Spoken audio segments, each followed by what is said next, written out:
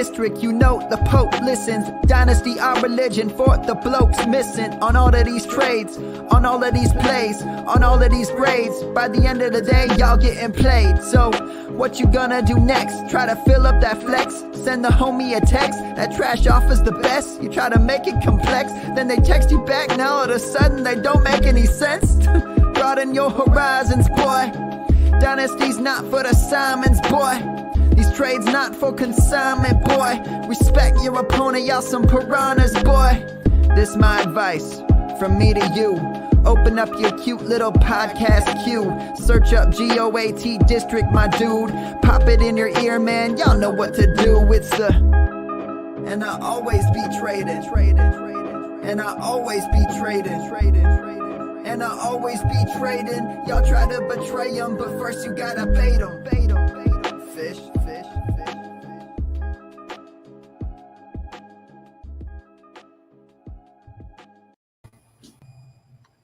Welcome, Fantasyland, to a new, fresh relaunch of BALLiN. Dan, we are BALLiN. How pumped are you, buddy? It's best ball season. SZN, exclamation marks all across. I mean, is there anything more exciting than checking your email? You know that notification that you've got a new email from FFPC saying that either another pick went through or you're on the clock? I mean, what better feeling is there, Dan? Oh, absolutely. I mean, you know, when the first drafts went live on Saturday, all of a sudden it was like, all right, we're on. I looked at my wife and I said, guess what? She goes, what? And I said, I'm drafting. And she goes, no.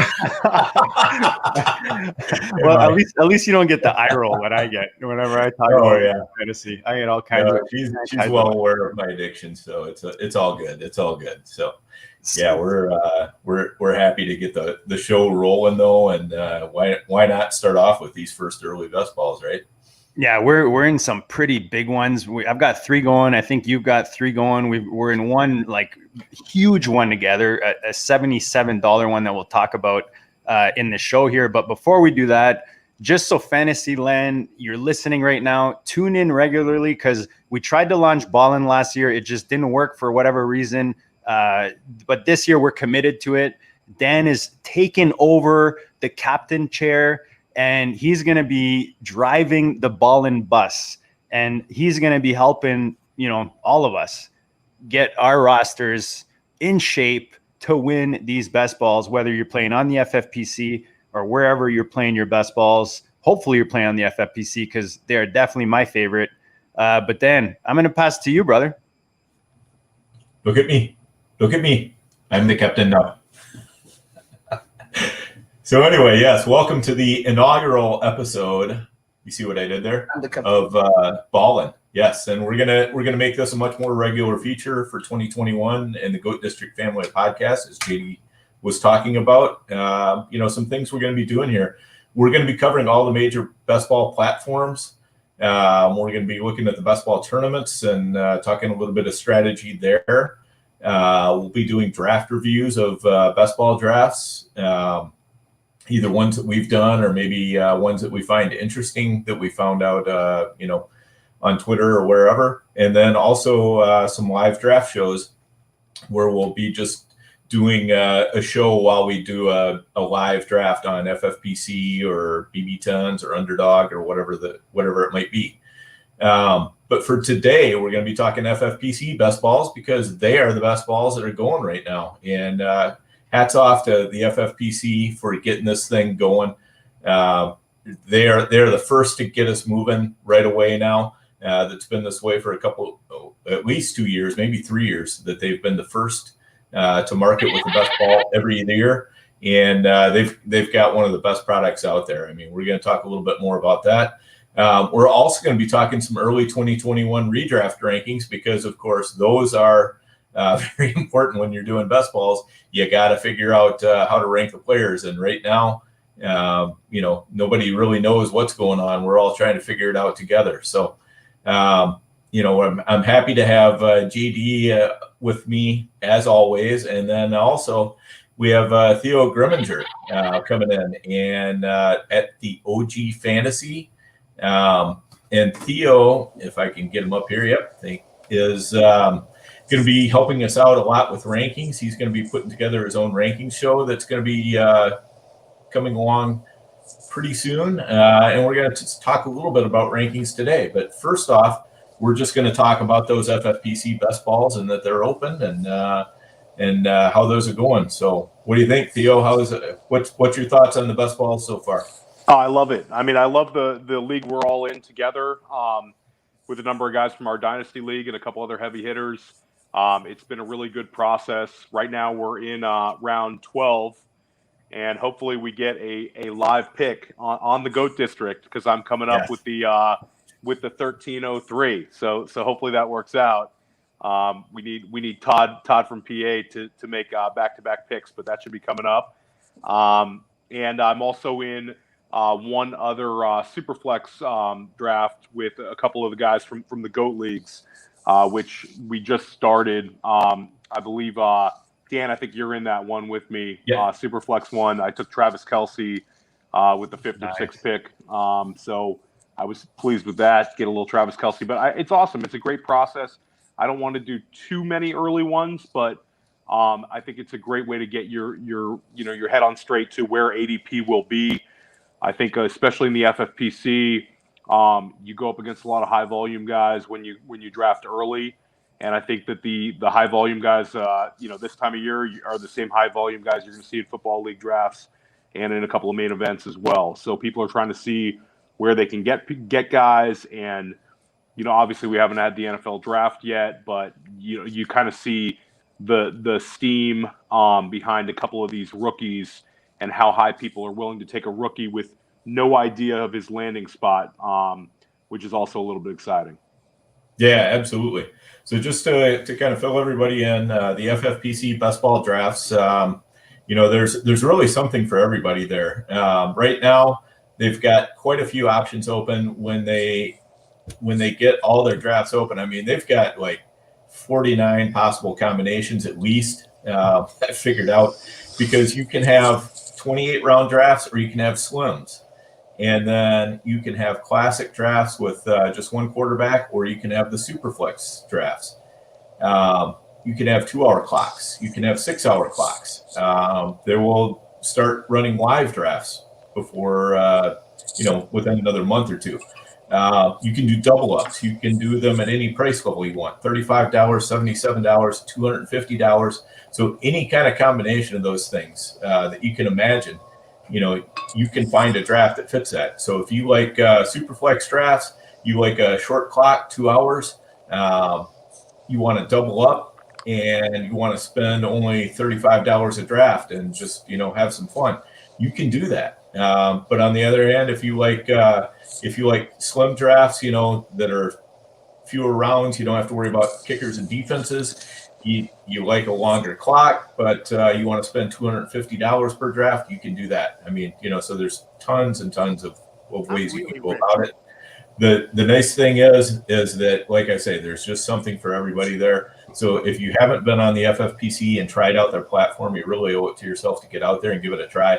I will warn you, it is pretty addictive. So I was just going to say, Dan, like my one thing coming into this like best ball season was I'm going to play less at a time and be more focused, like instead of running like 5 to 6, 7 at a time, maybe I get 2 or 3 going.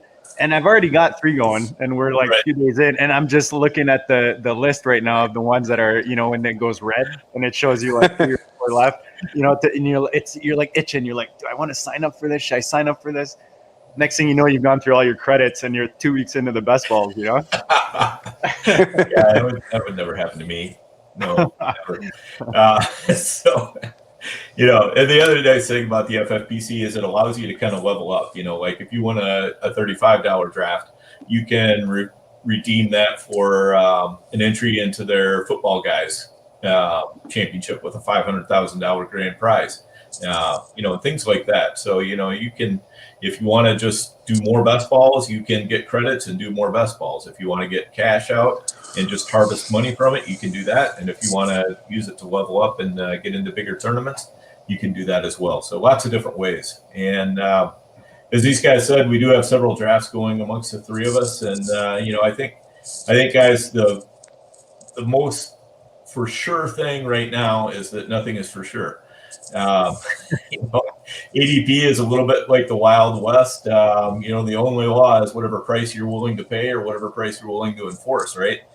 And, the fun thing about this draft we're doing with, with these guys that are in the hard way best ball draft, we've got a lot of really sharp players. I mean, guys who are consistently going out there and winning, thousands, tens of thousands, even hundreds of thousands of dollars playing fantasy football. So this is not just your average run-of-the-mill schmoes. These are guys who really take it seriously. And the fun thing is when we're doing this draft, everybody's kind of looking around at each other, and who's drafting what where, and we're all getting ideas like, ooh, I didn't think about that, or, whatever.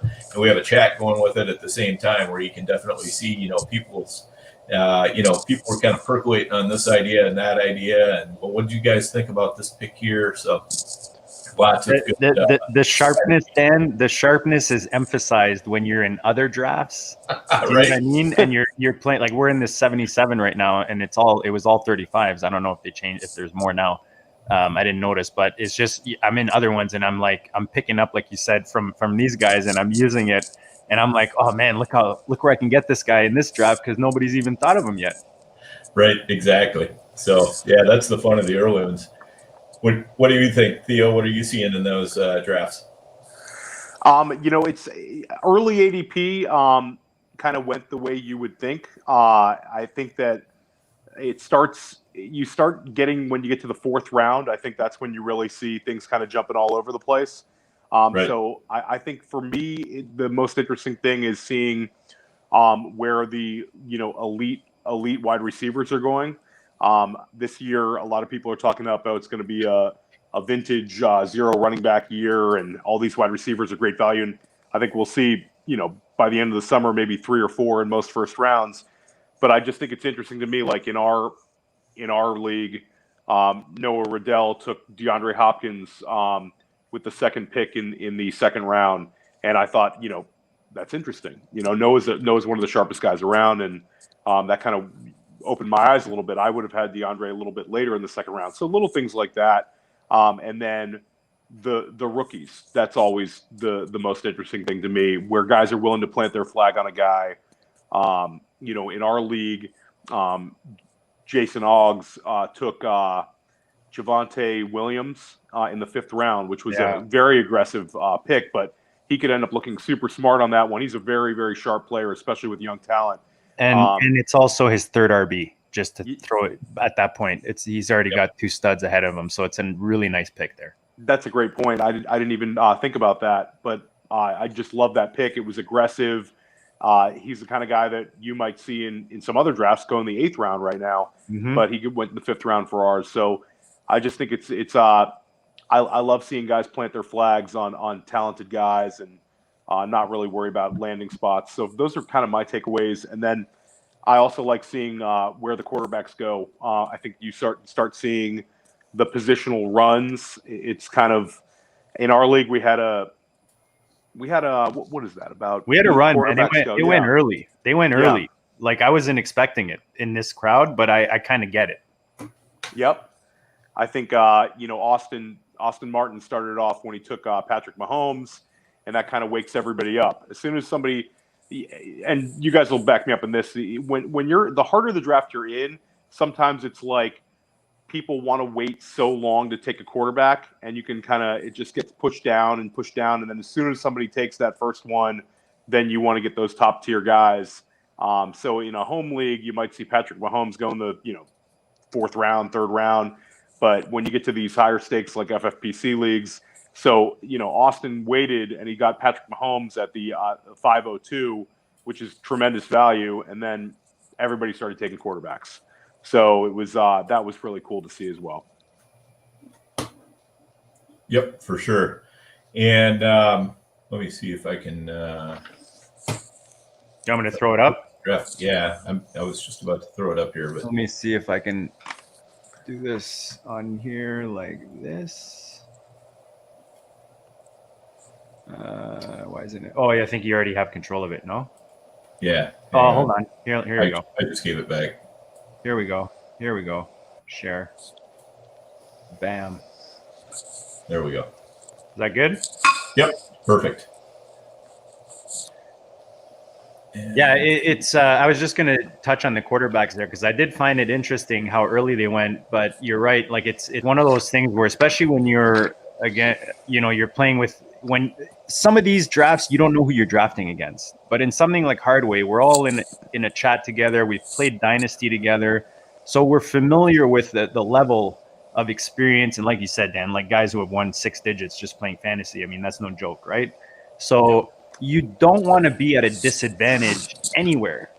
And I think, if we're going to get into strategy, like, one mistake that I think I made in the past, especially in Dynasty on the FFPC, when you're looking at a 28-man roster, you have to take advantage of that. You have to take what the FFPC format is giving you, which is it's allowing you to build depth in those positions. So one thing I did last year, and when I was successful in the FFPC, it's when I had like 4 quarterbacks, when I had 4 tight ends, 3 defenses, 3 kickers, and I built up top heavy with the receivers, the running backs, kind of not necessarily like a starting lineup, but the top half of my draft was really focused on that.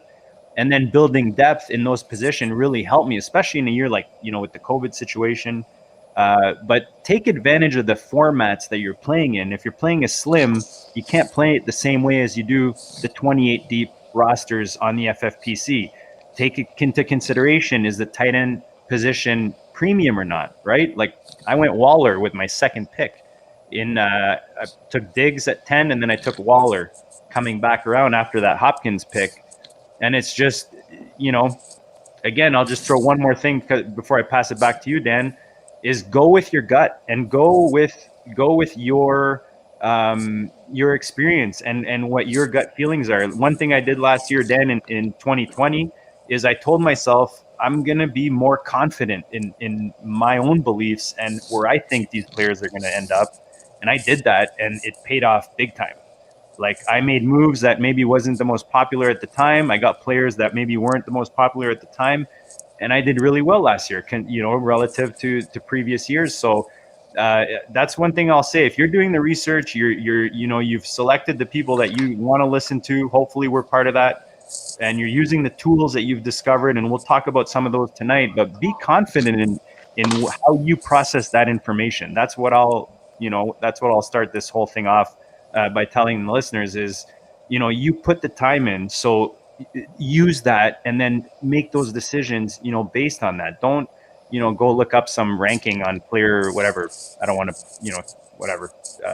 single out any sites or anything, but I'm just saying, like, use your own thoughts, the whole, like, teach a man to fish thing, learn to fish. Don't just grab a fish from someone else.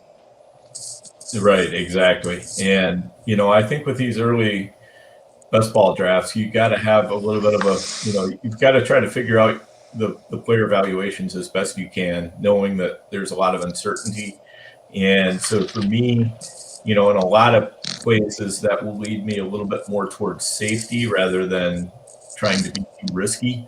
I'm going to take some proven producers. I'm going to try to hit positions on teams where I know, this particular team is going to use their running back a lot, or this particular team is, going to be throwing the ball a lot, or whatever the case might be on that. And then some of it is just, using good roster construction and understanding, what you've got going on. Like JD kind of alluded to it. I'm drafting out of the 8 hole, and I picked up a couple of tight ends by the end of the 5th round, Andrews and Hawkinson, and that's a position that then I could safely ignore a lot of tight ends that came off the board from the 6th through 12th round. We've seen a lot of tight ends coming off the board.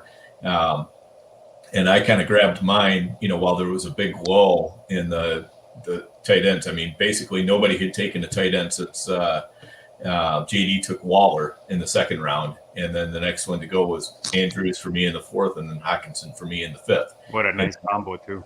Yeah, and then the next ones didn't go off until the seventh, but then that allowed me to take those rounds from 6 on and focus on other positions. Since I had tight end lockdown, I could look at a quarterback. It left me a little bit behind at running back, but to me, there's running back's one of those things that's a little bit easier to piece together. And then I could just kind of sit there and knock off receivers as I went. So it left me with a place where I felt real comfortable. I have tight end locked down. I can get back to it whenever I want to, but it's not a requirement for me. And then I did the same thing like with my quarterbacks. I got Kyler Murray, Justin Fields in the 6th round and the 11th round, so that I could, again, I got 2 quarterbacks I feel are going to put up some good spike weeks. I don't know. You totally sniped me on that, Dan, with the Fields. That's why I ended up with Tua there, because I was going to take Fields, and then Fields was gone. I was going to grab Carr to stack him with Waller, and then he went right before that.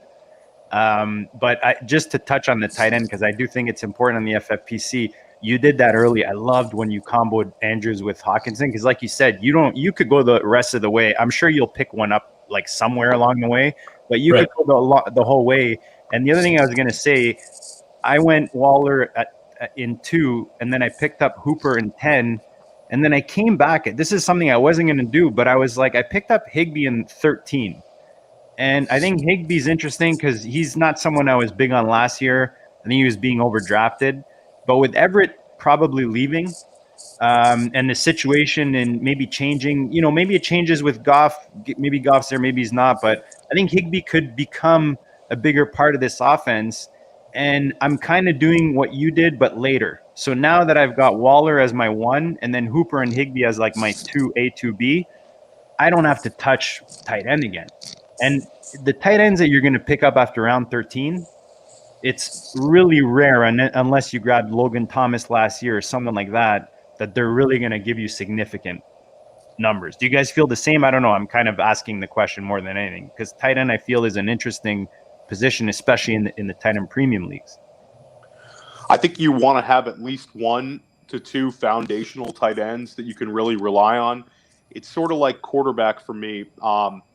These one-off positions can kind of make or break your best ball season. If you're a sharp enough drafter, you should be able to find some, quality running backs and wide receivers. But you don't want to get stuck having, a bunch of dart throw tight ends and a bunch of, quarterback 24 through 32 types, and you're relying on those each week. You want to have foundational guys. So, yeah, I agree with you on that. And I like your Higbee pick too. I think that the fantasy community might have been a year too early on Higbee. I think that he's not going to be a star, but Everett's probably going to leave, and he could give you some good value right there. And you have to feel good about him going into the year as a starting tight end for the Rams. He's extended, and that's half the battle in these early best balls, is getting guys that will be there. And just to add, then, before I pass it to you, I think you'll appreciate this, is these guys can start for you because of the way the flex positions play, right? So let's say Hooper, Higbee, for some reason, come back next year and they're balling, and I've got them and Waller as starters. Yeah, I could have picked up a running, or like a Cole Beasley or a Corey Davis or a Madison, but I just felt like with Higbee and Hooper, these are legit tight end 1 possible. Like they can possibly be legit top 12 tight ends next year if they turn, for whatever reason, things go their way. And that's kind of what I was thinking, is if the 3 pop, they can play the flex positions, those extra guys, and their upside for me was higher than what the other options I was looking at the other positions. Does that make sense? Yeah, I think so. Because the main thing with the best ball is that you don't have to predict the week. So, you're kind of cobbled together scoring. And so in a lot of senses, it makes more sense to be taking several players who can provide you with the occasional spike week at a lower ADP sometimes than necessarily having, too many guys at a higher, that you drafted higher in the draft where you could have maybe used at a different position to more effect, right? Which then you're depending on that one guy every week, which it's rare that guys can produce every single week, right? Right, exactly. Unless you get, one of the true absolute studs. I mean, if you've got Travis Kelce or Kittle, or even Waller, I mean, if they're on the field, there's an excellent chance they're going to be in your starting lineup, right? Every week, they're going to score enough points that they're going to be there somewhere, either as your tight end or as your flex or something. But they'll, like Waller, I think in most, I believe like 13 weeks, he was more likely than not to be in your starting lineup, so 13 out of 16. So that's what you're looking for when you're looking at those early round picks is, guys who can get in there and get into your starting lineup an awful lot. What do you guys let me ask you guys that since the two Dallas tight ends went, do you guys think that Noah was trying to stack the two Dallas tight ends, Dan? Because he's a Cowboys fan, but I'm curious, comment on the Dallas tight ends, because I do think it's interesting with Schultz and Jarwin. We've seen from both of them flash. What happens next year, assuming maybe Dak comes back? And B, I want to know, do you think he was going to go Pollard, Schultz, and then Jarwin? Oh, I think Davis. Okay, so Noah Riddell's in the 11 hole, and Davis Maddock is in the 12 hole. And I guarantee you totally Davis is sitting there just trying to break apart the Dallas stack that Noah has been trying to because, Noah took Cooper, which is a great pick at the 311. Yeah. And then he comes back around with Sutton in the 5th and then Dak in the 6th. Okay, so we get to the 7th round. He probably should have gone Gallup if he wanted him, but he took Devontae Parker. Yeah. Davis immediately takes Michael Gallup, so that as it's wrapping back around, he probably thought Gallup might be coming back to him. Right, exactly. And so Davis jumped on that. And then when Noah took Schultz, I'm sure Davis was thinking, I'm not going to let him have Jarwin too. So, Davis is getting himself kind of a mini stack of Dallas, just trying to prevent Noah from getting his complete Dallas stack. So that's pretty hilarious. And, but that's the kind of gamesmanship you're going to see in some of these best ball drafts too, especially if you're out there on the ends. You can definitely plan on, guys messing with your strategy a little bit if they get the chance, or you get the chance to mess with somebody else's strategies. You got to watch out for those options too. I want to give a quick shout out to Eric Block in the chat. I'm trying to put his comments in there, but then I cover Theo's face every time I do it. But he's at the Shiva 82 at the Shiva 82 on Twitter. He's obsessed, like in a good way, with best balls, especially on the FFPC. Follow him on Twitter, man. He's a really good dude, passionate about fantasy, especially the best balls, and we'll have him on the show throughout the season. Oh yeah, for sure. So I'm curious, let's talk a little bit about some resources you guys use. Theo, any resources you use, to try to draft these early best balls? Austin just sniped me. Are there things you like to look at? I like to look at, part of when I was doing my rankings article, I like to look at fantasy points per game. I think we get really kind of caught up in overall points, and people will say he was the wide receiver 8, and this guy was the wide receiver 14. But it doesn't help us as much as point per game. Dan, what was I quoting today in the GOAT chat? What was I quoting for Carson versus Melgo? Fantasy points per game. He was the RB 11. Yes, that's right. The RB 22 with Melgo. Right. Yep. Yeah. So for me, I like looking at fantasy at points per game, and I like looking at age when I'm doing my rankings. And I think for age is an arbitrary number, but it kind of reminds you where guys are at. Maybe a guy had a slow year as a 21-year-old, and you think he's going to step up next year, or maybe a guy might be a 33-year-old producer, and you have to say, whoa, I got to step back a little bit because there's a chance he regresses.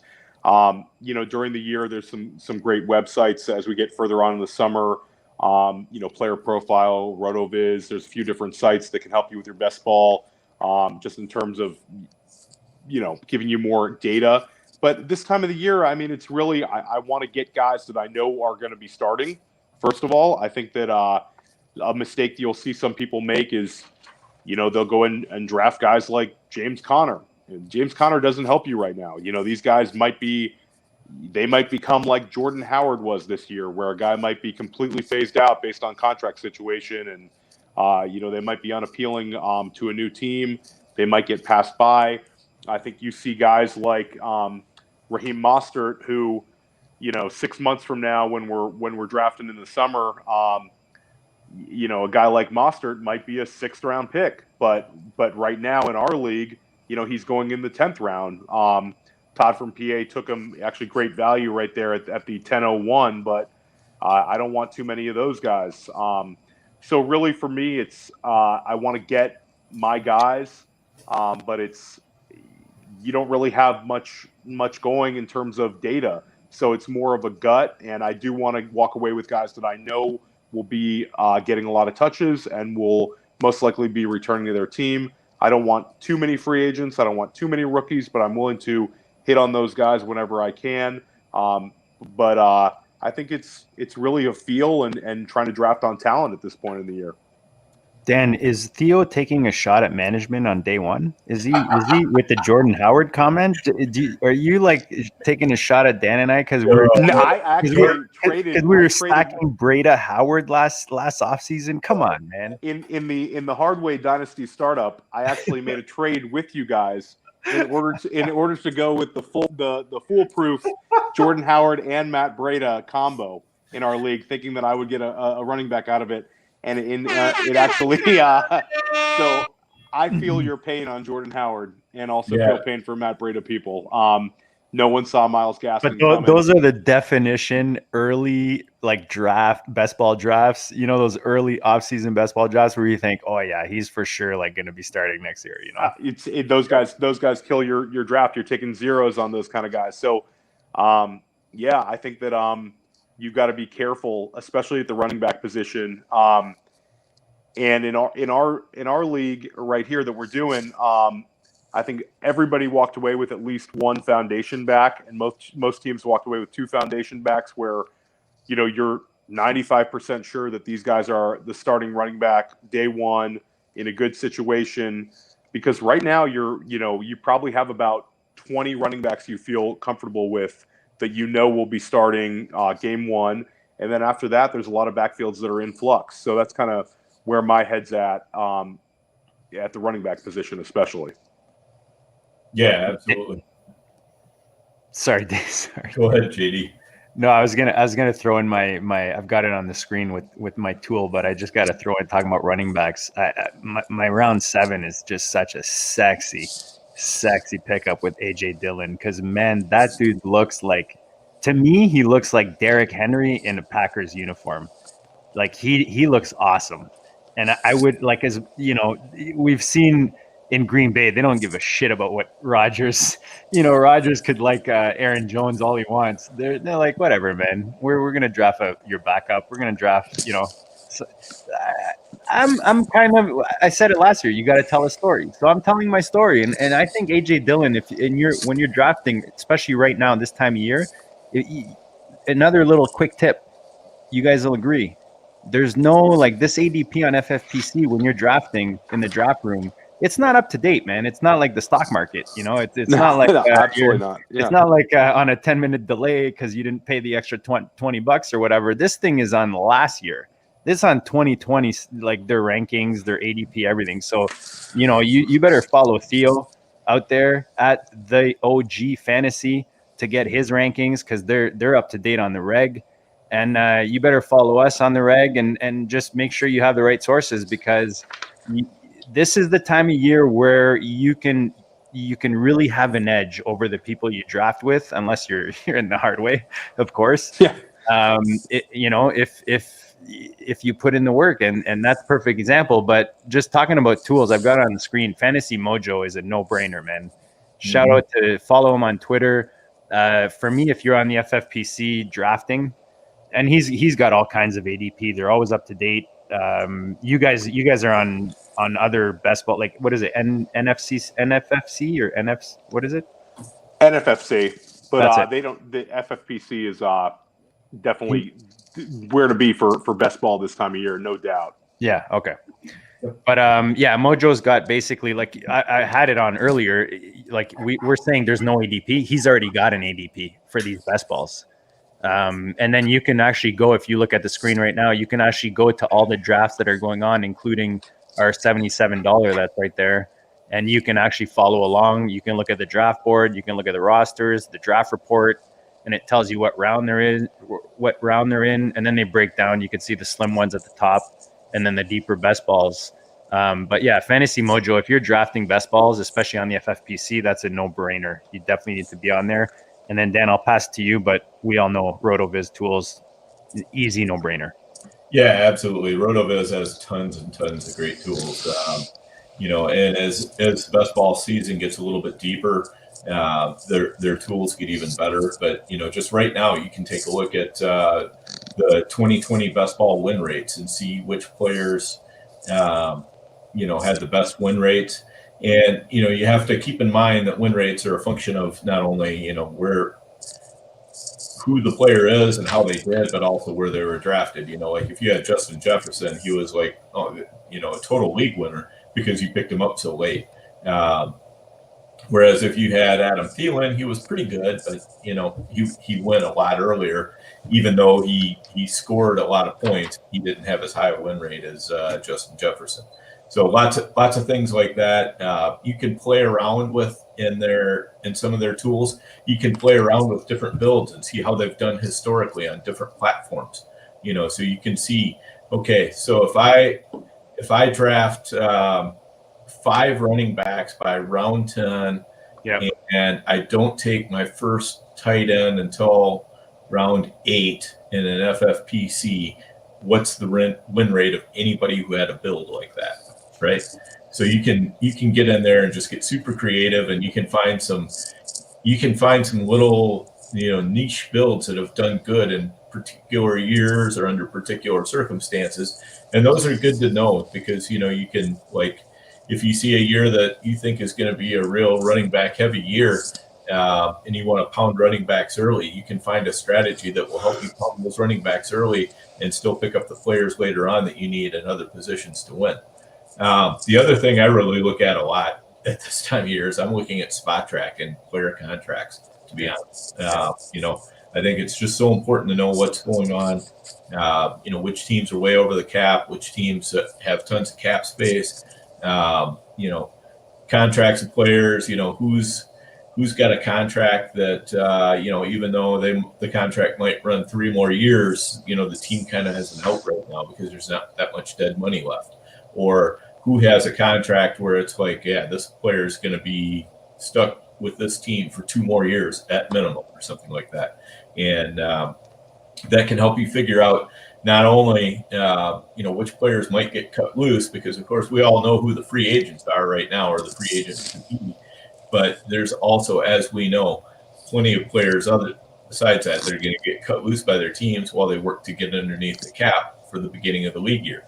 And then, looking at where those players might go, you can look and see, the Jets have, the second most cap space. And, wow, they still really have a big need at running back. And it doesn't take too much effort to figure out that the Jets are probably going to sign a high-profile free agent for a running back. And if you can figure out who that might be, you can kind of, try to stay ahead of your league mates in these best balls just by being able to figure out, what players might be going where and how that's going to affect the rankings and so forth like that, which, we'll be talking about with Theo in just a few minutes about his rankings. But, those kind of things are always going to shift the rankings. And if you can see the rankings shifting before they actually shift, then you can take advantage of best balls. So that's one of the places I'm definitely looking at. How about what do you guys do real quickly? Let's talk strategies for the onesie positions, the quarterback, kicker, and defense. What are you guys doing there? How do you approach those positions? And JD, why don't you take it away first? Well, like I touched on earlier, I think just building depth in the right position, especially something like a 28-man roster, use the space, man. You know, like if you look at, I go back and I look at drafts from the previous year. The FFPC is good because when you go on the main page, you look at my teams, they still have your rosters from your leagues from the previous season. So you can look at all your best balls. You can see where you finished. So what I like to do is I'll go in each one of them and I'll look at the top 2 teams, and then I'll pull up the draft board and I'll go look at how they drafted. I'll look at how I drafted. And that gives me a good idea of kind of what I want to take away from that and bring into to this season. And like I talked about, where I found success and where I found people did well are, the drafters that really built the depth in the right places. Like some people just go on and on with receivers, and it's like, if you went early heavy on receivers, why are you still drafting another 6 receivers in your last 10 rounds? That doesn't make sense.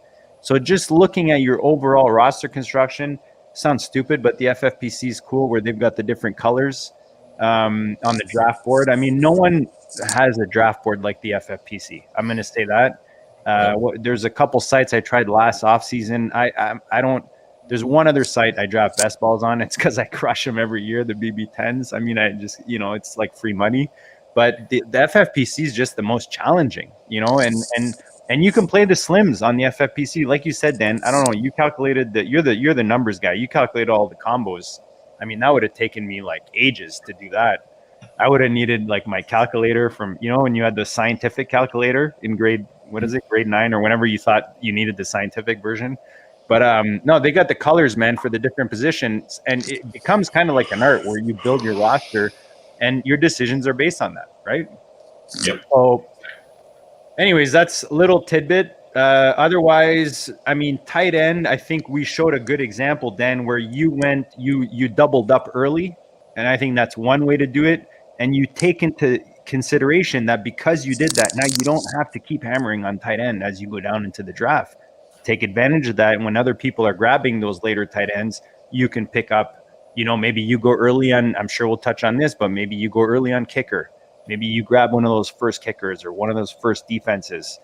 I know, Dan, that's something that you brought to Fantasyland, I would say, not even just the GOAT District. I think you 2-3 years ago, whenever we kind of brought that up on the GOAT District, you brought that up. And I know a lot of guys in the GOAT District now, including, I'm sure, Eric listening, myself, if we have an opportunity to be the first guy to pick the kicker or one of the first guys, we'll do it. Because, again, when you look at the rounds you're grabbing them, those double-digit rounds, they're important in the sense that you have to understand your hit rates at each position, right? And how much of those picks that you make are going to actually be used throughout the year. Because I look back at a lot of these drafts, Dan, and you asked in the show sheet mistakes you see people make.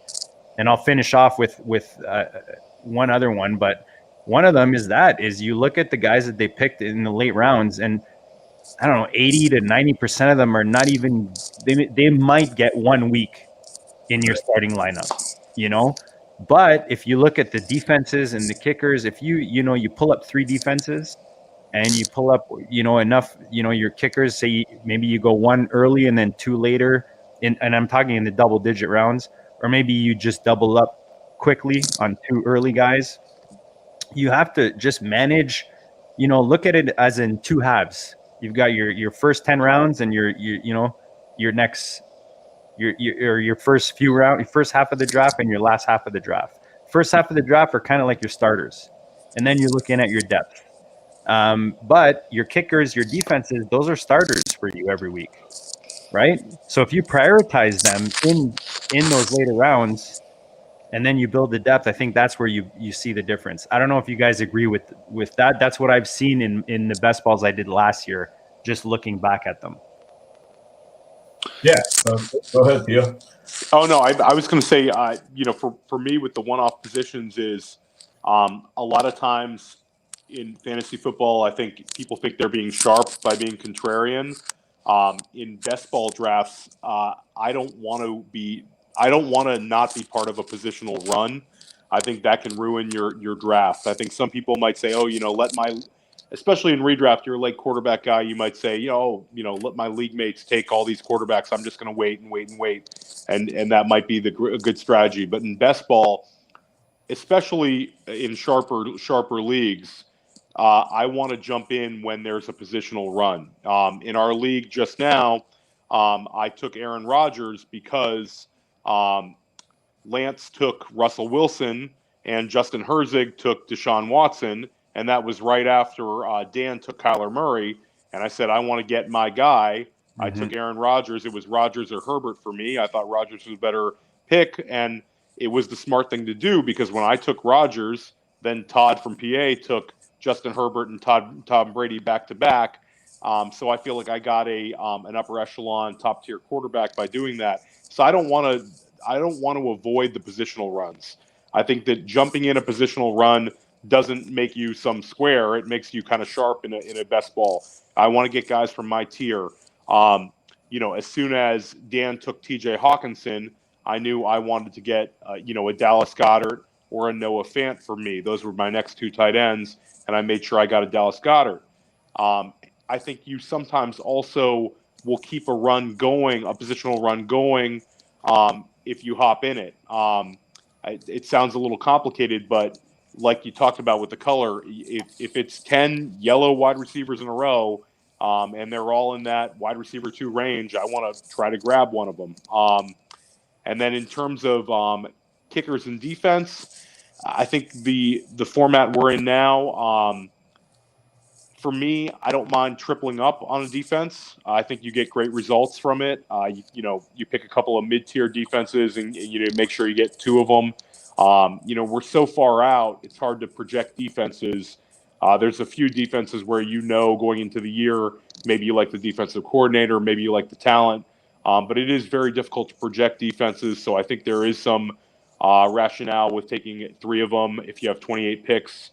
And with kickers, I think your strategy of taking an elite kicker is a good one. A lot of times there's turnover at the kicker position, and it's guys you might assume are coming back to the team. I know last 2 seasons ago, the Tampa Bay Buccaneers had Matt Gay. Matt Gay had a great season. People were drafting Matt Gay all summer. People were drafting Matt Gay up into late August, and then all of a sudden the Bucs say, "No, not for me. I'm going to go get Ryan Suckup." If you took Matt Gay in a best ball draft and you were pretty naked at kicker and had only 2 kickers, then you're only rostering 1 kicker. So tripling up is helpful. And that's one of the beautiful things about the slim best ball drafts, which I kind of enjoy, is you don't have to worry about kicker and defense, which is kind of a nice thing. And I know Dan prefers the 28 rounds to the 18, but occasionally a slim, if you don't want to worry about kickers and defense, that's a great format. But I think your idea of doubling and tripling it's almost necessary in order to make sure that you have points at that position each week. Yeah, absolutely. And to that point, that's exactly why the slims are there, is because, a lot of people just don't like to mess with the kicker and defense. I think it adds a little level of strategy, so I like it. If you want to go halfway, you can go to the BB 10s, and you have defense but no kicker. So, there's all different kinds of sites out there, and you can play it different ways. For myself, for quarterback, I think, what I try to do is I try to have at least one quarterback that can make a lot of plays with their feet. I want to have usually one quarterback who's a pretty good pocket passer who's just going to kind of, get me hopefully reliable points. And then, my third quarterback, if I'm going to have one, is going to be one that's, maybe a little bit more of a wild card, like a Jalen Hurts or somebody like that, where we don't know exactly what's going to happen with them, but if they hit, they might really hit big. For kicker and defense, especially in these early best ball drafts, as Theo was saying, we don't know what's going to happen. Kickers get cut all the time. So you want to grab somebody that you feel really, really confident in. Like, we do feel confident, Justin Tucker and, Will Lutz and guys like that are going to be the kickers for their teams for the entire next year. And there's something that's, be said for that confidence. Because if you can grab 2 of those guys that you feel real confident about, then you can maybe wait around on your third kicker and play around, or even just not take a third kicker. Defenses, 3 defenses I think are better than 2, just for a couple reasons. Number one is it's really hard to pick the best defenses from year to year. We usually do a pretty good job of identifying, like 2 or 3 of the best defenses. We'll have, as a collectively as a, fantasy football, we'll say these are, 7 or 8 of the best defenses, and everybody wants to try to get those defenses. And usually 3 or 4 of those defenses will in fact end up being good defenses. So it's always good to get one of them. And then at the bottom end of the spectrum, there's always 7 or 8 defenses that nobody wants. And usually 3 or 4 of those are exactly right. But there's always that big middle ground. And if you can find that one defense that's really rising out of that big middle ground and turns out to be the hot defense for the year, and Tampa Bay Buccaneers. Wow. What's that? The Tampa Bay Buccaneers. Yeah, Tampa, exactly. A defense that kind of comes out of nowhere. And, people weren't expecting it. You can get them real cheap. And, if you take 3 defenses, the other thing is you've just given yourself 3 chances to hit that hot defense instead of only 2 chances, which helps out. And, you have to ask yourself, am I going to be better off taking a 3rd defense and giving myself a 50% better chance to find that diamond in the rough? Or am I going to be better off taking an 8th wide receiver, or an 8th running back or something like that? What's the marginal utility in my best ball team here? And the other thing is, when you have 3 defenses, that also means on a weekly basis, unless one of them's on bye, you're getting the best out of 3 scores instead of the best out of 2 scores. So again, you can add to your score that way. So there's two ways that those defenses really help you out. Number one is, you might hit that hot defense, and number 2 is every week you've got 3 defenses that are all chipping in to try to find the highest score. So hopefully you pick up a few big scores there. And a lot of times, these best balls, when I look at them, it comes down to at the end, there's going to be some where, the winner runs away with it and they're 200 points ahead of the field or whatever, right? But then there's so many best balls where it's like 20 points between the winner and 2nd place, or between even the winner and 3rd or 4th place. You sometimes see them where there's 3 or 4 teams that are bunched up at the top and it's really anybody's game. And if you can get those extra points from your defense or the extra points from the kicker, that could be the difference between winning and losing. So that's my commercial on it. And there's kind of a misconception with, kicker is lucky, and like kicker is there's more luck involved with defenses than kickers. Oh, for sure. So if you're going to go early on one of the 2, you're better off reaching for that kicker and being one of the first there. And then like Dan and Theo said, and like we talked about with depth, is getting those 3 defenses to kind of, give yourself a good chance every week to be one of those top defenses. But prioritize the kicker over the defense is kind of what I'm getting at.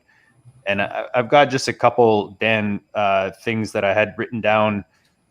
Take advantage of recency bias, guys. And especially, we talk about it often in Dynasty, but these rookies that people are giving up on after season 1, like Tua was like, I'm huge into sports cards right now. Tua was like, if you pulled a Tua out of a pack of cards, it was like you just grabbed a gold, like a log of gold or whatever you call it. What do you call those? Who do you call those, Dan? Help me out here. There you go. And now it's like people don't even want him in Superflex. And it's like, relax, people. First of all, he was in Miami. He's throwing the ball to who? Devontae Parker? Who wants to rest their career's future on a guy like Devontae Parker?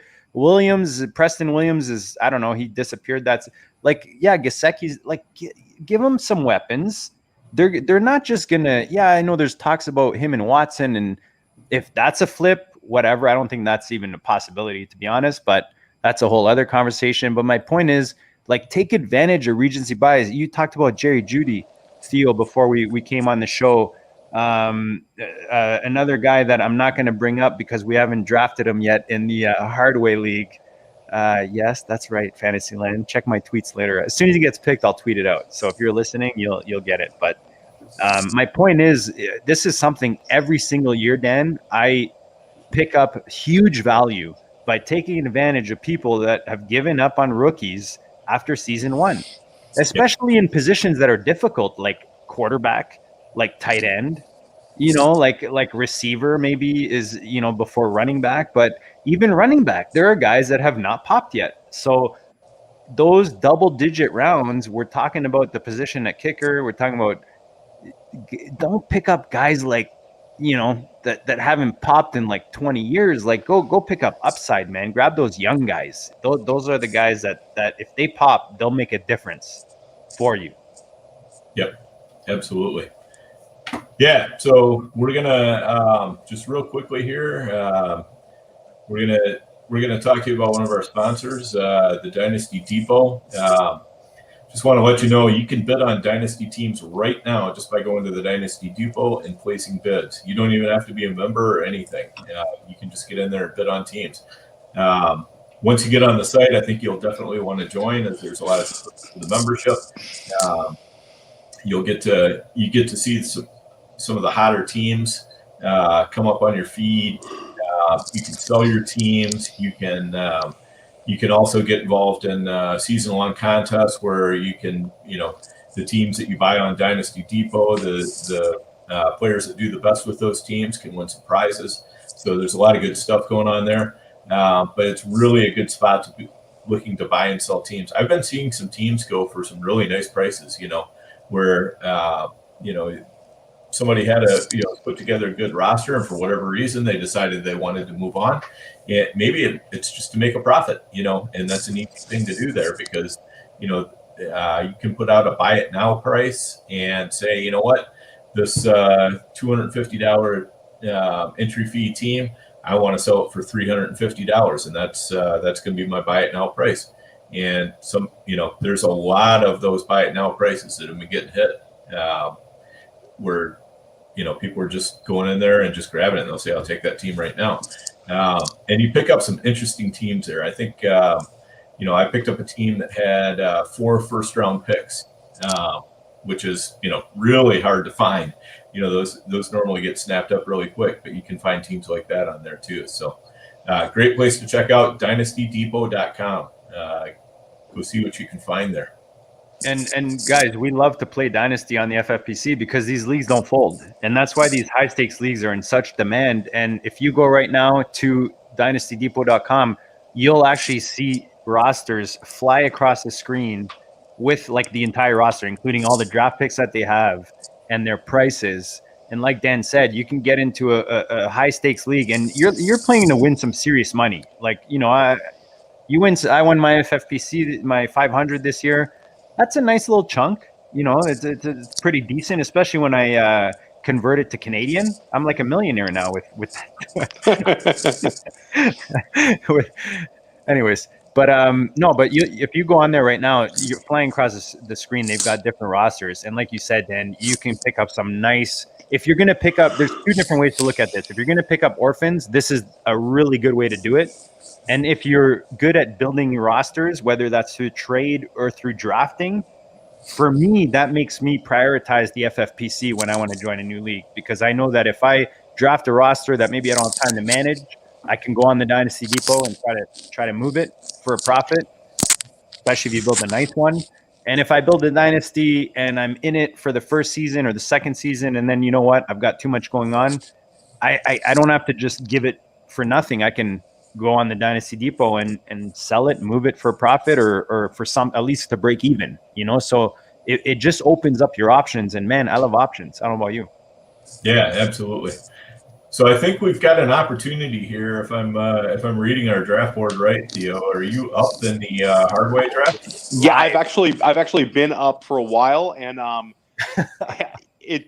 Austin took McCole Hardman, who I was considering taking over Nyheim Hines. Yeah. So Austin now has the Mahomes Hardman connection. So for about 3 weeks next year, Hardman's going to actually crush for him. And Sammy Watkins is also a free agent, so that's a great pick.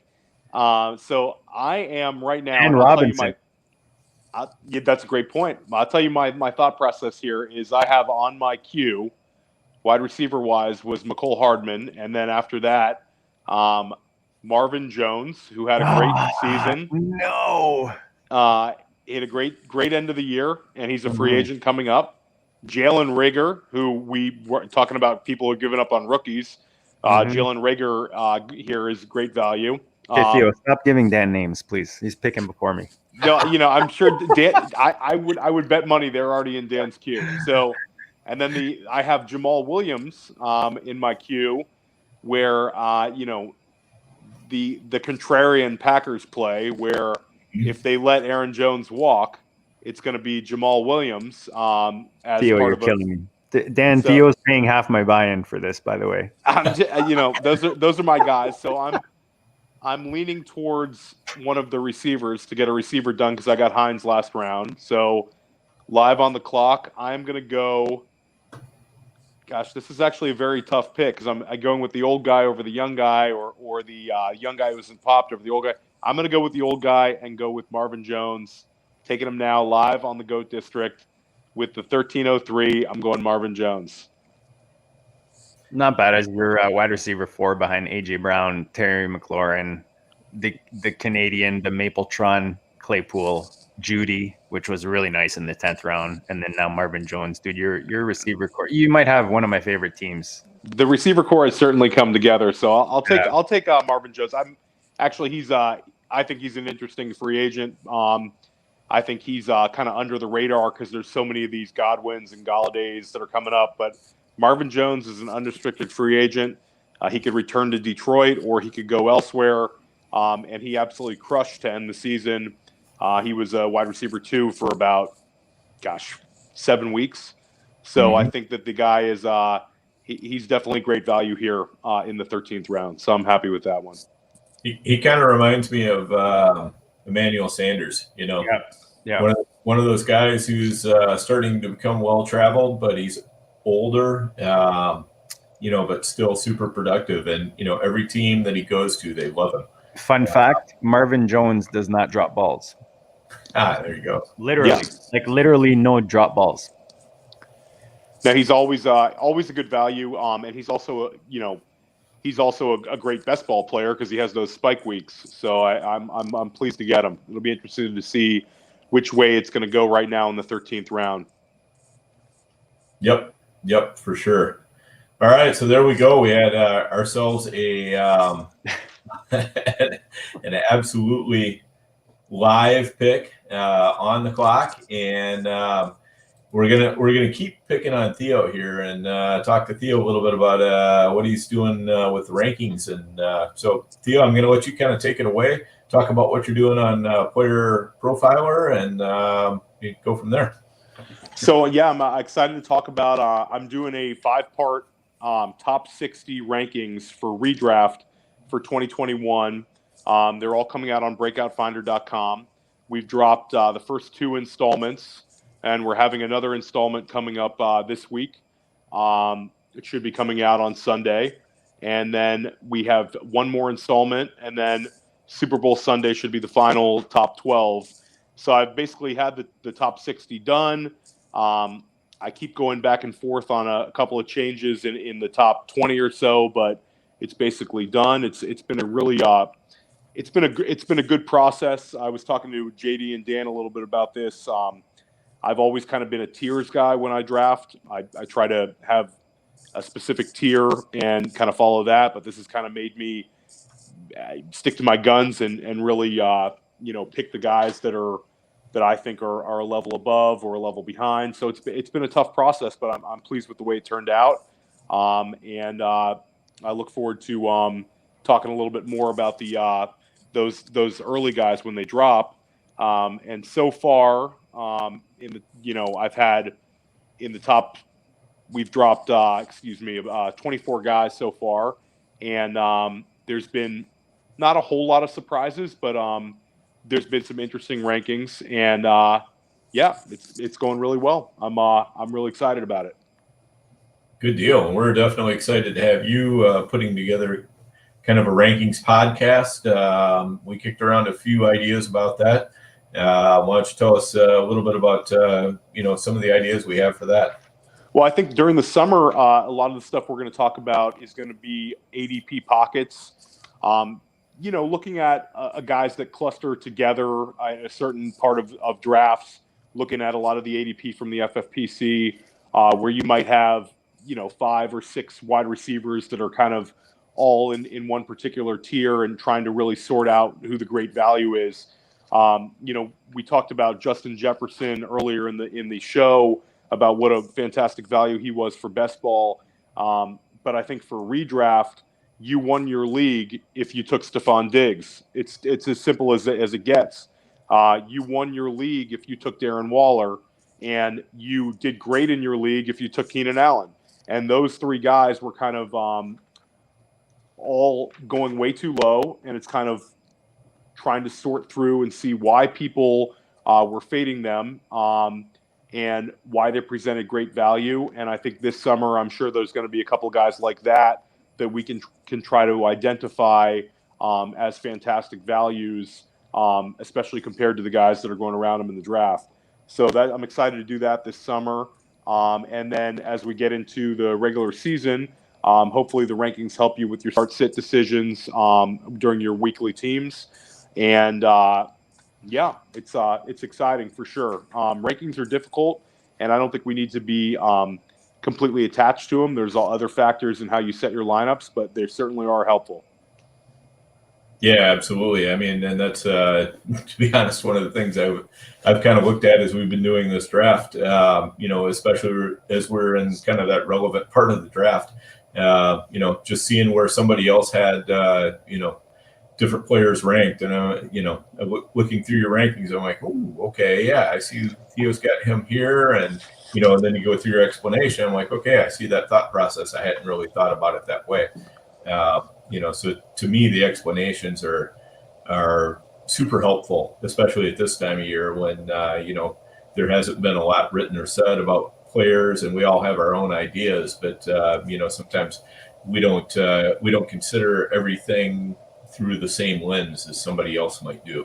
So I think it's very worthwhile on that. And I'm really looking forward to that podcast. I think that's going to be really, really helpful for anybody who's doing, especially best ball drafts, or, once redraft season comes around and you start doing those, the contest leagues, the FPC or the NFFC, the prime times, all those kind of things. So I think those are going to be fantastic. Yeah, I'm excited. Yeah, for sure. And I know we pretty well. I think we've pretty well dissected the hard way draft board as we've moved along here. So, JD, I don't know how quick and easy you can. I know you have a super flex draft that's been going for a few rounds now. Yeah. Awesome. How do I hold on? Let me. Sorry, hold on. How do I share my screen here so that I can just hold on? Oh, I know why. There you go. I got it up. I just got to open this up. There we go. So this is a super flex that I'm in with Shiva that we talked about. He's in the 5 spot. I'm in the 7 spot. We're usually close to each other for some reason, but last season with my super flex, I was successful starting off with 2 quarterbacks. Again, just super flex. It's so much. What is that on my screen? Can you guys see it okay? It's not up yet. Oh, sorry about that. Okay, there we go. I think I've got it now. Let me go over here. There we go. You guys good? You see it? Yep, got it. Yeah, so I found success going with starting off with, I like getting kind of 2 of those studs, talking about tiers. So if I can get 2 of the guys either in the first tier or maybe one from the first, I don't know if I'm going to dip into the second, but I like getting one of those top end guys, and then I'll figure it out from there, just depending on the value that falls. I know you touched on Hopkins, Theo. So I went Deshaun Watson. I'm bullish on Watson. I was bullish on Watson last year, Dan, and he did well for me. And I think this year, no matter where he is, I think he's going to be a man on a mission. So that's why I was, I went early. I went ahead of Kyler. I went ahead of Herbert. maybe some other, more popular picks. But for me, I went Deshaun in the 7 spot. And then I came back around with Russell Wilson as my RB2, which I think is pretty nice.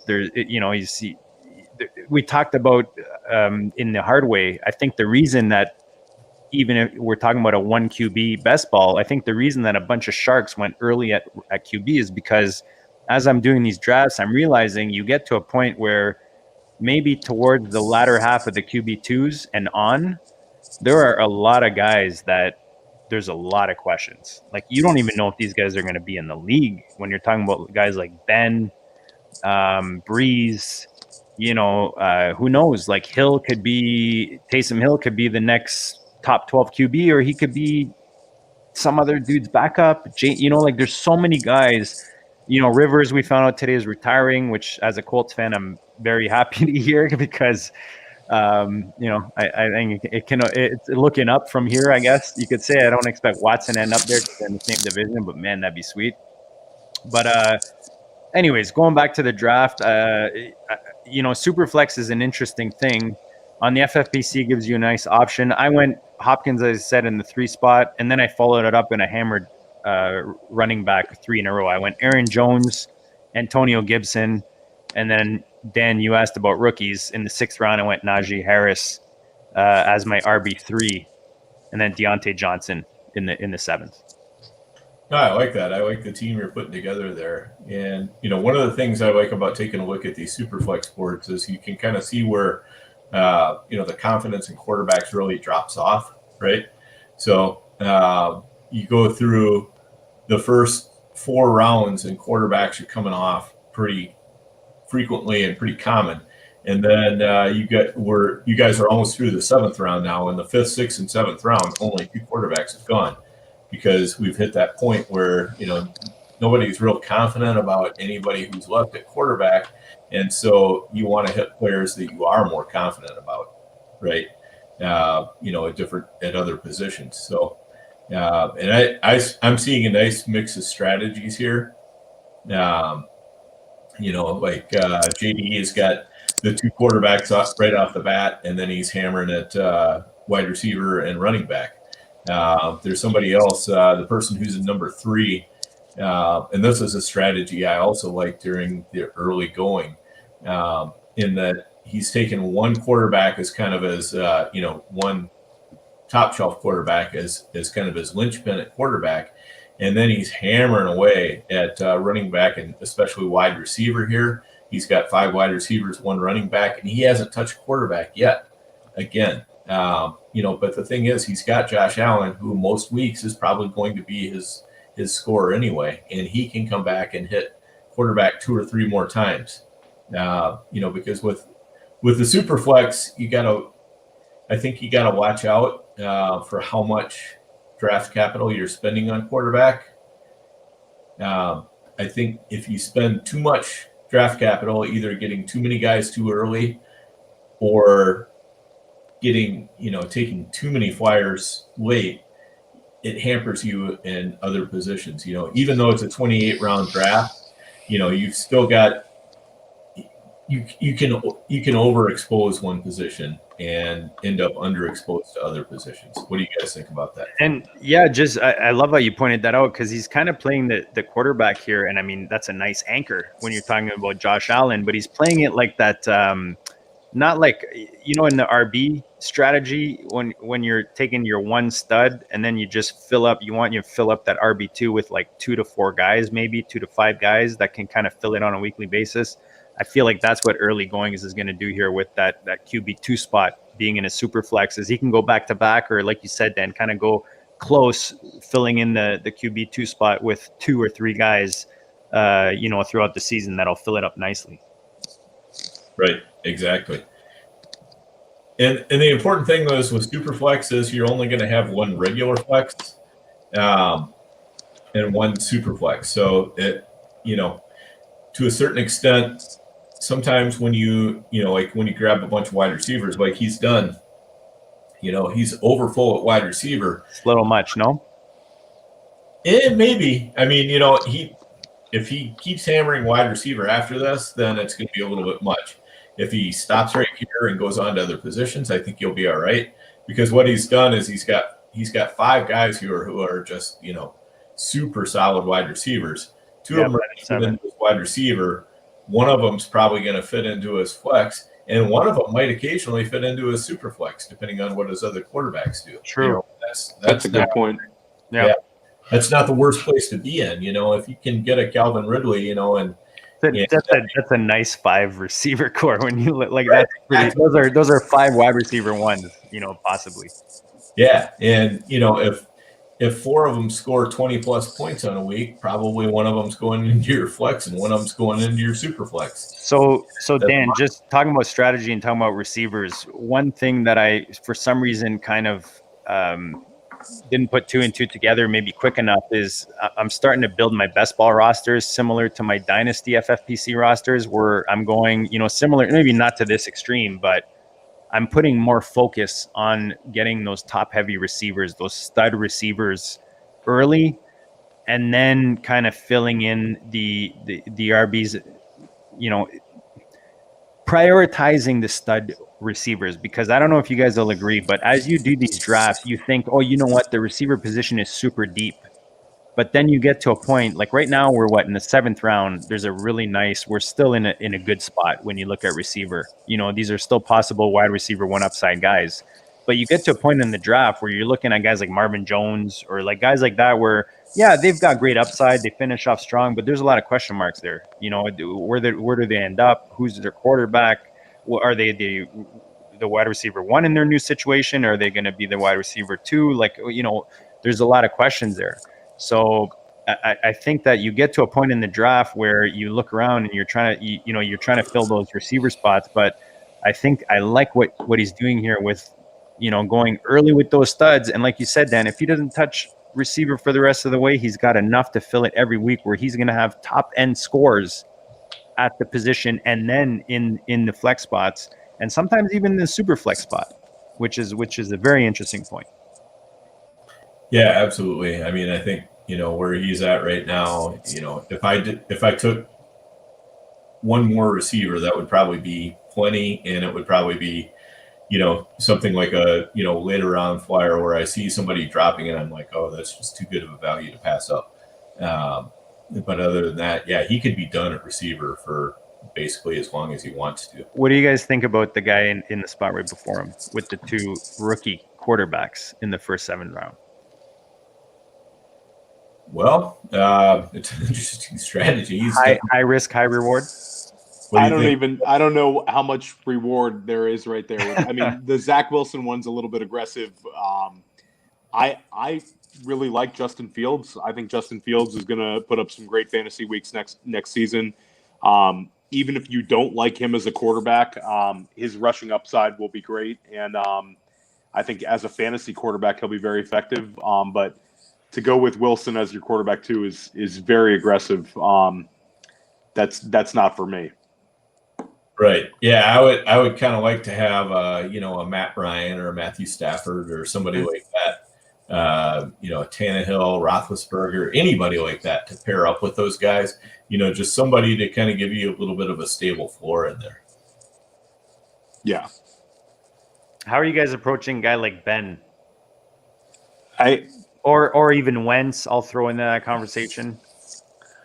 So I think that you know, having Wentz, I don't think there's a problem with taking in a 28 man league. I don't think there's a problem with taking Wentz and Hurts. If you have an opportunity to take both of them, you might end up with 2 starters because Wentz might move on. Wentz might stay an Eagle. I think that I'm not so scared of Wentz. I think that he will be, you know, starting a number of games in the NFL next year. But with Big Ben, I'm not sure. I think he'll be back, but I don't know. I think it's up in the air. And I think they save a lot of money if he's not their quarterback next year. So it's for me, I'm not targeting Ben. If he goes late, you know, maybe I'd pick him up in a super flex, but it's not somebody I'd be targeting. I think that he cannot be counted on as a foundational quarterback. This guy took him in the 4th round. Yeah, I mean, that's probably about a fair price for Superflex, but it's not somebody who I'd want to take. And look at the guy who took Wentz. That's his QB4 after 6 rounds. Yeah, that's that's going a little heavy on quarterback early. Yeah. It seems like the Daniel Jones pick was completely unnecessary for him because he already had Herbert and Prescott. He could have taken another position and just waited and gotten Wentz, or, Wentz is actually very good value, I think, in this draft. Just looking at the board based on where he got him, I think that, the chances of him being a starting quarterback next year are still high. I know that the Colts are rumored for him, and there's a number of other teams that I think would love to get Wentz, even if Philly moves on. And I think there's a chance Philly just keeps him. So I think once we get clarity on who the coach is in Philly, we might have a little more clarity on who the quarterback is in Philly. Right. Yeah, this is a good example, Dan, of like he nailed it, right? Daniel Jones is where you wouldn't know, if you're looking back, maybe you go somewhere in a different direction. Mm-hmm. But if you had Jones, you're not picking up Wentz 3 rounds later. You pick up Wentz there at a value if you don't have Jones, maybe as your QB3. Right. Yeah, if you don't take Jones, I mean, you could have, Akers and Chubb, for example, or you could have, Chubb and Michael Thomas. Mm-hmm. Those would have been possibilities, that you could have put together, and I think would have made for a stronger team overall because, he's great at quarterback, okay, but he can play a maximum of 2 of these guys on any given week. So 2 of these guys are going to be on his bench out of his, first 6 picks. And in a super flex, I think that makes it a little bit tougher because you really put yourself behind the 8 ball on some of these other players. By the time it gets to him, like you said, on wide receiver, we're kind of getting down to the point where, you got to squint pretty hard to imagine anybody in this range being a wide receiver 1. You're hoping they're more of a wide receiver 2. Same thing for running backs. You're kind of squinting to see a running back 1. You're hoping for a running back 2 here. And when you're, a lot of times those wide receiver 2s and running back 2s, what they're doing is they're putting up, 10 to 17 points or something like that. And, it's giving you a nice score, but nice scores don't win best balls. And Dan, we talk about how similar dynasties and best balls are and how they prep you one for the other. But the difference is you're not setting a starting lineup here, but you have to consider your starting lineup. You every week you're being scored, right, based on your top scoring guys. So if in your first 6 picks, you've got 4 quarterbacks, only 2 of those guys are playing every week, right? So if your first pick, so already in his first 6 picks, most weeks, you've already got 2 guys in your first 6 picks that are not going to be in your starting lineup, where you could have picked up guys that are going to be and score in your starting lineup. Now, to fill those spots, you're starting at a lower ceiling, which puts you at a disadvantage right off the bat. Yeah, I mean, this guy's going to have to hit a couple home runs at wide receiver and probably at least hit a couple solid doubles at running back the rest of the way. Or his team's going to be in trouble. So that's part of the fun of Superflex is just how much should you value that quarterback position. We see team 11 taking one extreme and team 3 taking another extreme, and everybody else is kind of in between there. Yeah, full disclaimer, there's no right or wrong way. We're not picking on anyone here. We're just kind of giving our opinions, based on what we see. But that's the beauty of this thing. Dan talked about the different combinations of even just picking which best ball you want to draft in, let alone all the different combinations of ways you can draft your roster and what positions you can focus on. And that's the beauty of the FFPC, man. They give you so many different colors to paint with. Yep, absolutely. Any strategy works if you pick the right players. There you go. Nailed it. There you go. All right. Anything else on the Superflex here? I thought it was interesting where Trevor Lawrence is going. I'm bullish on Lawrence, but that's about as high as I that's a little higher than I would have expected to see him. I would expect he'd be going off the board, in that quarterback 15-ish range. He's going off the board quarterback 10 right here. which is aggressive. But I respect the guy for going and getting his guy. That's a Shiva, man. He's an aggressive player. I can't see on my screen, so that's that's a Shiva 82 right there. He went JT and TL in the second round. I mean, I like that. He went and got his guy. He knew he wouldn't get Lawrence in the third round, so he took him there. And I think that's I like seeing the aggression there, but he's obviously got he's got probably a higher ceiling than a couple guys behind him, but maybe a lower floor. I think we're kind of expecting the Jaguars to take a big step forward with Urban Meyer, Scott Linehan, and Trevor Lawrence, but things could go south. But I do respect that. Go get your guys. I took Trevor Lawrence as my quarterback too in our non-super flex that we're doing, so I'm bullish on him, but not sure about quarterback 10.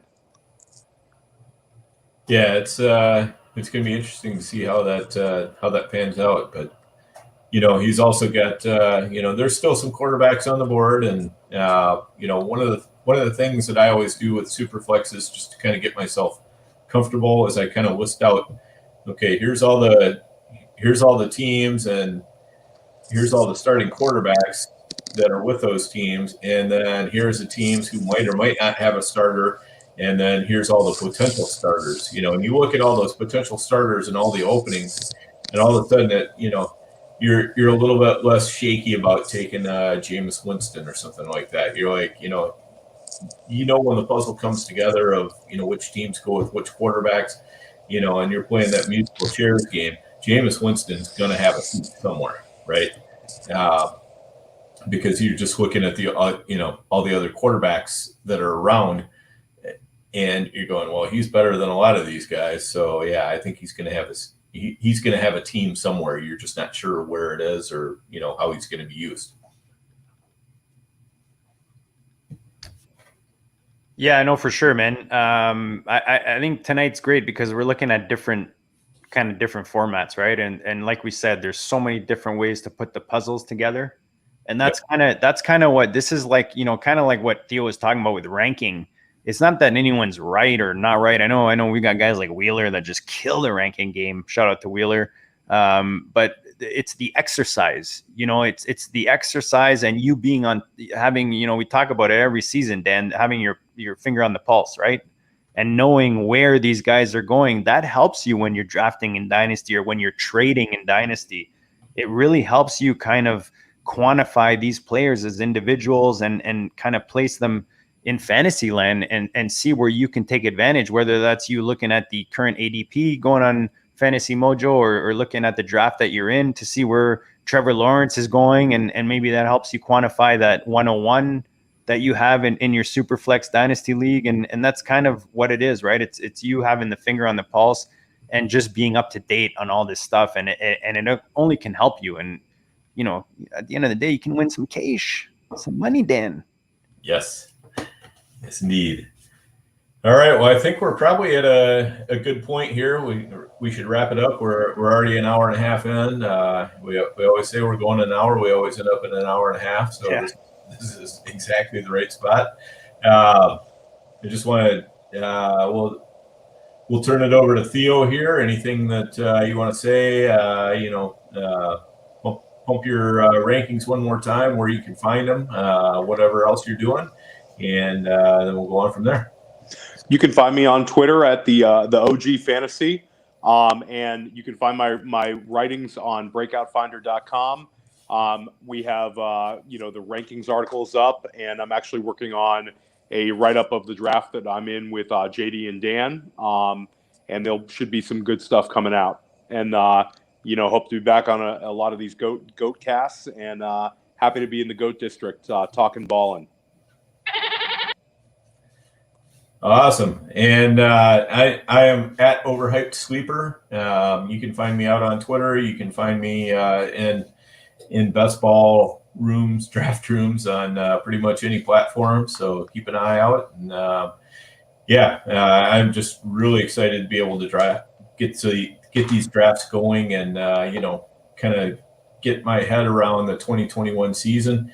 It's definitely helping me out in Dynasty, as JD was talking about. I'm some of the things I've seen in the drafts already are spurring me to make some trade offers in Dynasty. So Totally. It all goes hand in glove. And I'll turn it over to JD to take us on out. Yeah, man. We're all excited. It's best ball season. I'm really excited about this, guys. I'm excited about what extra value. I'm all about bringing value, to our listeners. And we know that your time is valuable, and we appreciate that you guys hang with us. But we want to multiply that value right now. And Theo is part of that. The OG Fantasy. Dan is a big part of that. Dan's going to, Dan and I we're on a raft out there, just the two of us kind of manning the situation. And now we've come across this kind of tribe, and we've got a cool team that we're building. And, these are all guys that are bringing something different, but something of value and something that's going to help you guys build your winning rosters, whether it's Dynasty. We've got some rankings, waivers, we've got best ball. We're going to have some DFS for you guys. We're going to cover a lot of bases on this network, on the GOAT District. So make sure you tune in, you tell your friends, subscribe. The off season, we're going to bring you, the usual heavy hitters and guests, but we're going to expand. We're going to be like an octopus, Dan, just, 8 different arms going around, hitting different areas of your fantasy.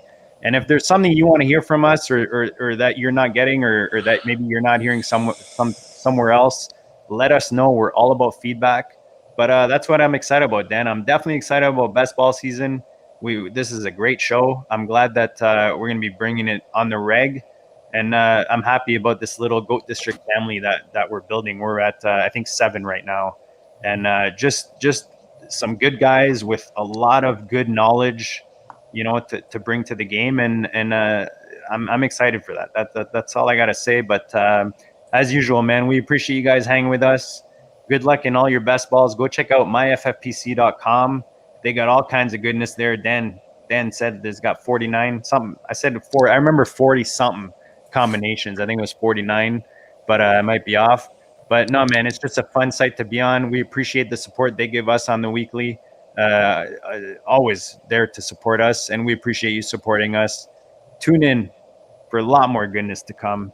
We'll check you all later.